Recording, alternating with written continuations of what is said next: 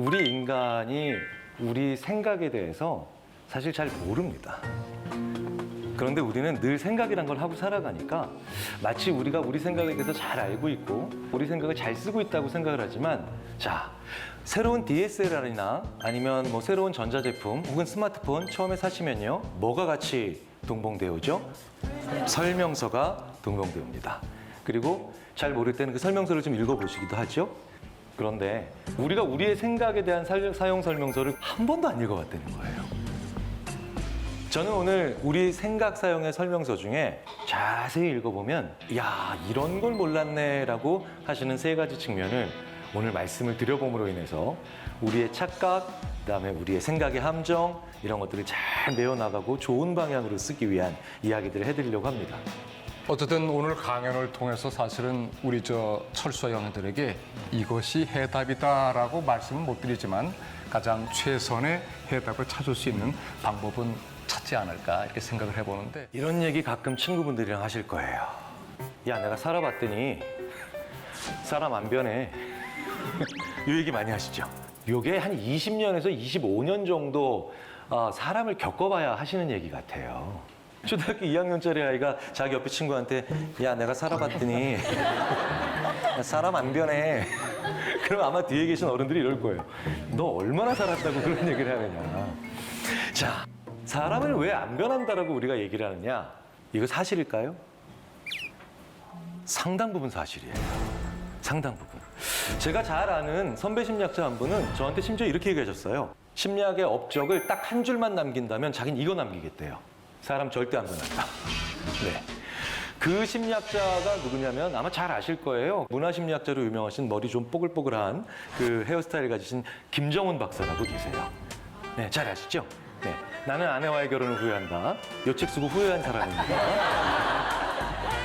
농담입니다. 저랑 개인적으로 이제 친하시고 저한테 가르침도 많이 주시는 그런 좋은 선배님인데요. 그런데 그분이 바로 그러는 거예요. 저랑 같이 식사하다가 심리학이 남긴 가장 중요한 업적, 사람 안 변한다는 거예요. 왜냐면요, 첫 번째가 뭐냐? IQ예요. IQ 안 변합니다. 슬프다. 자, 한편으로는 슬프지만 어쨌든 명백한 사실이니까 그 증거를 보여드릴게요.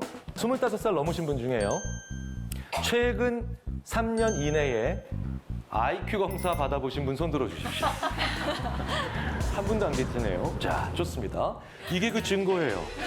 네, 자 보세요. 건강은 왜 자꾸 잽니까? 변하니까요. 그렇죠? 하지만 IQ, 기억력, 연산력, 이렇게 기본적인 사고 능력은 크게 안 변합니다. 그럼 꼭 이렇게 얘기하시는 분들이 계세요. 기억력은 아닌 것 같은데요. 요즘 좀 깜빡깜빡해요. 이렇게 얘기하세요. 사실은 우리 뇌라고 하는 하드웨어의 세포들이 감퇴돼서 혹은 손상이 돼서 일어나는 현상일 수도 있겠지만, 심리적으로 내가 기억력에 문제가 있다, 좀 떨어지는 것 같다라고 느끼는 거에 더 큰 부분은 간섭 현상이라고 하는 것 때문에 이게 일어나는 겁니다.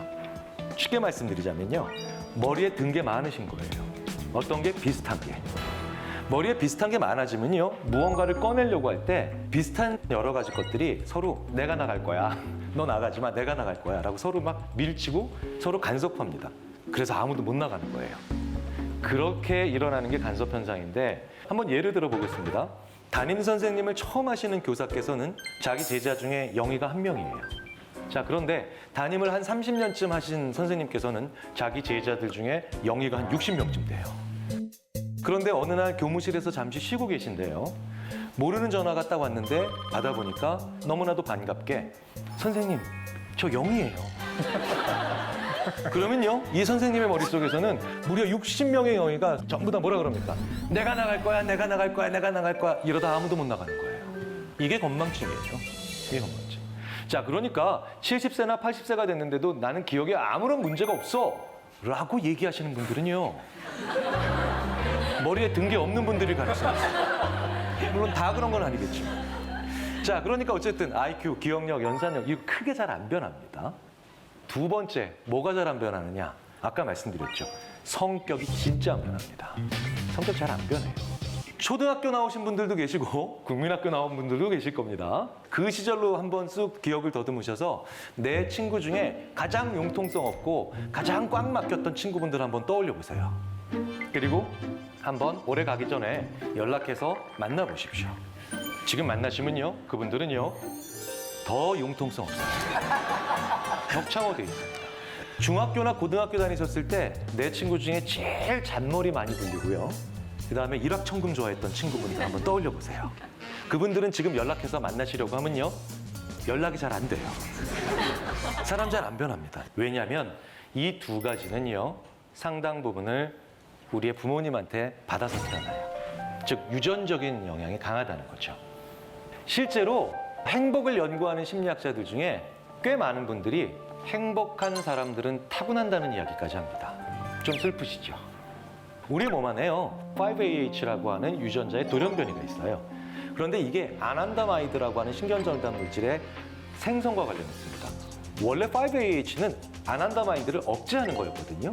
그런데 이게 돌연변이가 일어나다 보니까 오히려 생성을 도와주는 역할을 해요. 그런데 이 아난다마이드가 많으면요, 쉽게 말씀드릴게요, 덜 불안해요. 덜 고통스럽고요. 그렇기 때문에 약물 중독에 걸릴 확률도 적습니다. 자, 한마디로 뭡니까? 행복에 유리하겠죠. 그런데 이게 있어야 되는 단위 면적당 비율이요, 민족마다 차이가 나요. 14%밖에 안 되는 사람들이 있습니다. 그런 민족이. 대표적으로 중국의 한족이에요. 우리랑 굉장히 유사하죠, 유전적으로. 그런데 이게 21% 정도 되는 분들이 계십니다. 이게 북유럽 계열의 백인들이에요. 네. 이게 무려 45%나 있는 분들이 있어요. 엄청나게 유리하겠죠, 행복에. 이분들이 나이지리아 분들이에요. 재산 상태도 좀 떨어져도 그분들 굉장히 낙천적이잖아요. 다 이유가 있는 거예요. 이 인간은 타고난다. 근데 저에게도 약간 욱하는 성격이 좀 있어요. 그래서 그게 만약에 타고났다면 여러 가지 심리 상태를 고칠 수 있는 방법이 좀 있을까.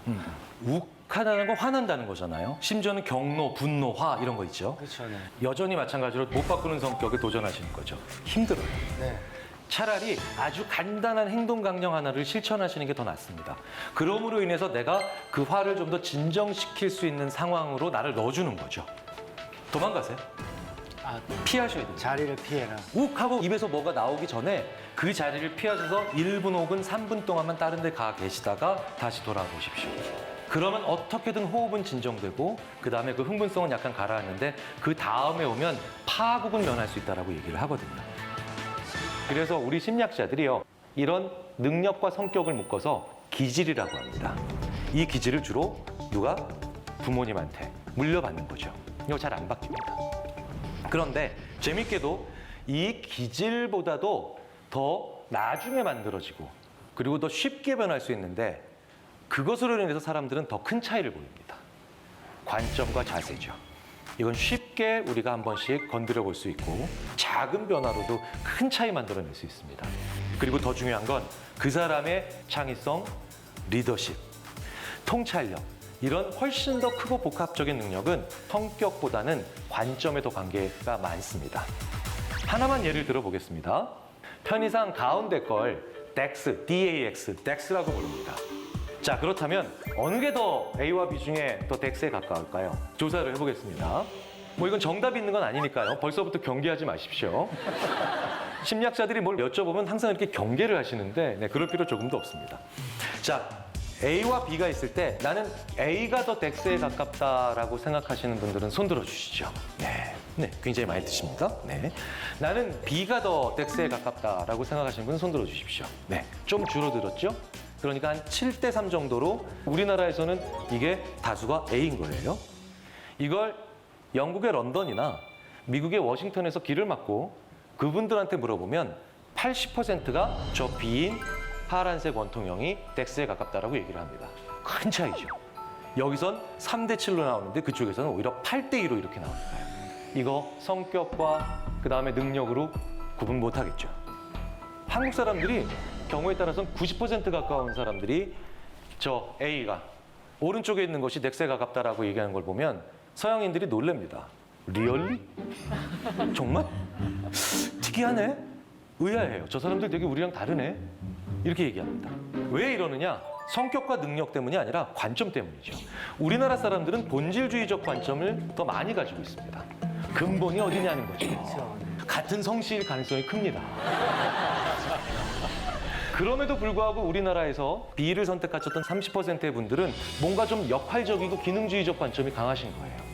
이 둘은 같은 구멍에 끼워 넣을 수가 있잖아요. 이거 굳이 성격의 차이로 설명할 필요 없겠죠. 그리고 능력의 차이가 아닙니다. 그냥 관점일 뿐이에요. 더 드라마틱하고 더 신기한 차이도 있습니다.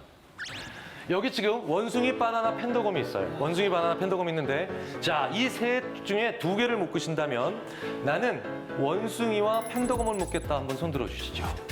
네, 몇 분 안 계시죠? 네, 이 한 10% 될려나요? 지금 이분들? 자, 그럼 나는 원숭이와 바나나를 묶겠다. 한번 손 들어주시죠. 거의 절대 다수가 그렇게 묶으십니다. 이쯤 되면 서양인들은요, 뒤로 낮아빠집니다. 경악을 금치 못해요, 서양은. 왜? 동물, 식물, 동물. 야, 그러면 동물과 동물을 묶어야지. 어떻게 동물과 식물을 묶어? 근데 왠지 우리는 저렇게 묶고 싶어져요. 왠지 원숭이가 바나나를 묶고 싶어진다니까요. 왜냐? 원숭이가 바나나랑 뭔가 관계가 있어요. 우리나라는 관계주의적 관점이 굉장히 강한 나라예요. 그러니까 우리는 심지어 자기소개서를 쓸 때도요, 자기를 소개하는 게 아니라 자기의 관계를 씁니다. 대표적인 자기소개서의 전형적인 그 예가 이렇죠. 저는 엄격하신 아버지와 자상하신 어머니 사이에서 삼남이녀의 둘째로 태어났습니다. 그렇죠? 중학교 때는 학급에서 부회장을 했으며 고등학교 때는 회장을 했고 대학교 때는 뭘 했고 쭉 읽어보면서 이게 다 뭐예요? 자기 관계예요. 그러다가 맨 마지막에 좀 민망하니까 자기 얘기를 살짝 합니다.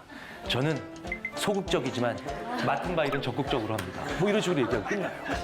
우리나라 사람들은 나를 규정하는 방법이 나를 둘러싸고 있는 관계에 의해서 보통 규정이 되잖아요. 심지어 저는 예전에 어떤 친구가 자기가 사는 아파트를 설명을 하는데 이렇게 얘기하는 경우도 봤어요. 자기 아파트가 굉장히 뭐 멋지고 좋은 아파트라고 설명할 줄 알았더니 자기 아파트가 좋은 아파트래요. 근데 이유가 뭐냐면 자기 아파트에 정치인 누가 산대요. 연예인 누가 살고 막 이렇대요. 그거 아무 상관없잖아요. 자기 집이 좋은 거. 근데도 우리는 이렇게 관계를 중요하게 생각합니다. 그런데 우리나라가 조금 이렇게 관점이 다양하다는 거를 인정하기에 좀 불리한 환경이긴 합니다. 바로 이 장면 때문이에요. 여기 남자분들은 흐뭇해하세요. 이 장면을 보시고. 우리나라의 유학원, 이제 우리나라에도 유학을 많이 오지 않습니까? 외국에서. 근데 이제 미국, 러시아, 중국처럼 이렇게 큰 나라에서 우리나라에 유학을 와가지고 혹은 교환학생으로 와서 이 기상캐스터께서 이렇게 얘기하실 때 이 친구들이 소스라치게 놀라는 거예요. 바로 이 대목입니다. 내일은 전국에 비가 내립니다. 이러면 이 친구들이 소스라치게 놀라요. 왜냐하면 이 친구가 사는 나라에서는 단 한 번도 전국에 비가 내려본 적이 없어요. 전국에 눈이 내린 적도 없고요. 전국이 더웠던 적도 없습니다. 생각해 보세요. 미국이나 러시아 같은 나라에서 전국에 비가 내릴 정도면 이건 뭡니까? 이건 대재앙이에요. 그러니까 우리나라는 큰 나라에 사시는 분들이 보기엔 아주 충격적이고도 놀랍고도 경이로운 장면이 얼마든지 우리나라에선 가능하죠. 그게 바로 2002년에 전 국민이 같은 색상의 옷을 입고 같은 장소에서 같은 행위를 하는 거예요. 이건 그런 나라에선 절대 불가능합니다. 그렇죠? 그러니까 우리나라는요, 동질적이기 때문에 한 목소리나 한 마음으로 뭘 하기에는 굉장히 유리하지만 그렇기 때문에 또 그 반대 측면으로 보면 무언가 다르다라는 걸 인정하기에는 좀 불리한 문화죠. 그게 관점입니다.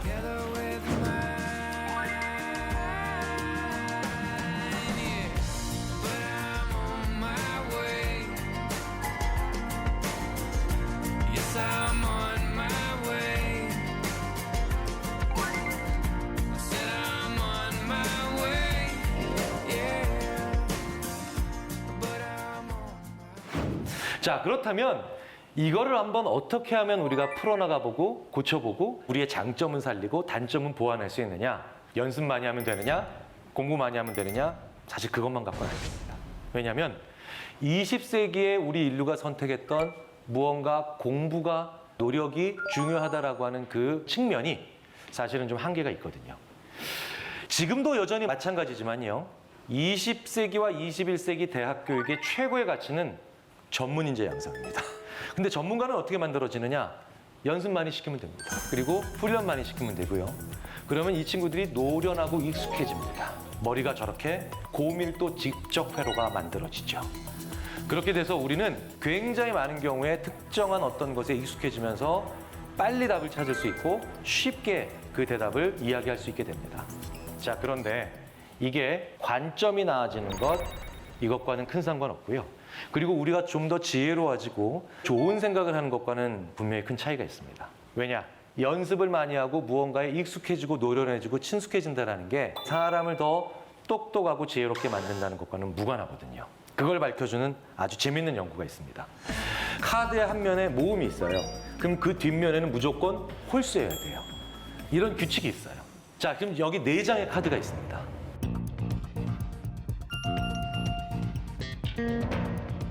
이 4장의 카드가 정말 이 규칙대로 제대로 제작이 되어 있는지 아닌지를 알아보려면 2장의 카드를 확인해 보면 알 수가 있는데 어느 카드와 어느 카드이겠습니까? 라고 질문합니다. 이러면 지금 저한테 보여주시는 표정처럼 뭘까? 야, 좀 어려운데? 하나는 알겠는데 나머지 하나가 좀 헷갈리는데 이런 표정을 지으십니다. 자, 그런데요. 우리나라 술 마시려면 20살이 넘어야 적법입니다. 그런데 제가 사람들한테 물어봐요. 당신이 관할구청의 담당 공무원이시다. 어떤 술집에 갔다. 그런데 이 술집에 A죠. 술 마시는 사람. 그 다음에 B, 23살인 사람. C, 술 안 마시는 사람. D, 19살인 친구가 있습니다. 자, 그러면 이 술집이 정말 이 법령을 잘 지키고 있는지 아닌지를 검사해 보려면 2명만 확인해 보면 아는데 누구랑 누구겠습니까? A와 D죠. 쉽게 할 수 있습니다. 이건 왜 쉽냐는 거예요. 실제로 대학생들한테 물어보면요. 첫 번째 형태의 문제를 주고 난 다음에 풀어보라고 하면 학생들이 A는 알겠는데 다음이 좀 헷갈려요. 이렇게 얘기합니다. 그런데 2번째 형태의 이 술 마시는 문제를 주고 학생들한테 누구 확인해야 돼? 이러면 학생들이 10초도 안 돼서 참, 저것도 문제라고. A와 D입니다. 쉽게 해결합니다. A는 술 마시니까 몇 살인지 알아야 되고 D는 19살이니까 술 마셨는지 안 마셨는지 봐야 된다는 거죠. 재밌는 건 이 2 문제는 논리 구조가 똑같은 문제예요.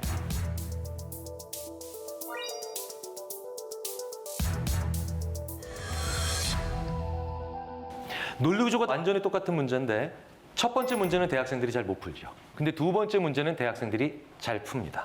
왜 그럴까요? 이게 지들한테 친해서 그래요.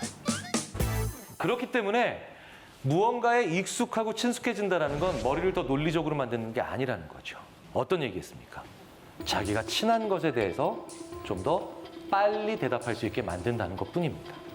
그런데 우리는 그걸 교육이라고 생각해왔죠. 그걸 훈련이라고 생각해왔고 그걸 머리가 좋아지는 방법이라 생각해왔습니다. 안 그렇습니다.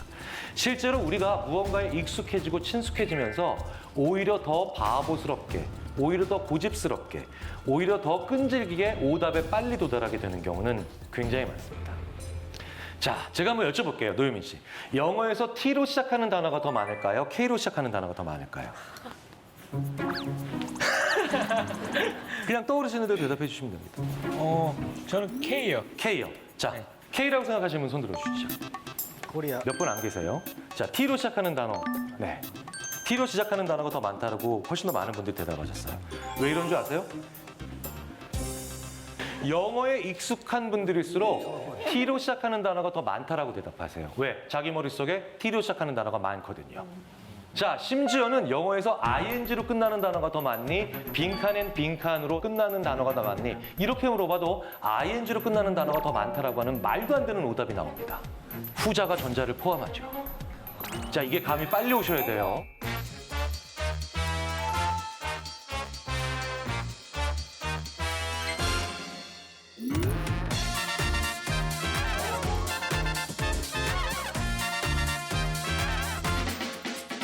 빈칸은 ing를 포함하죠.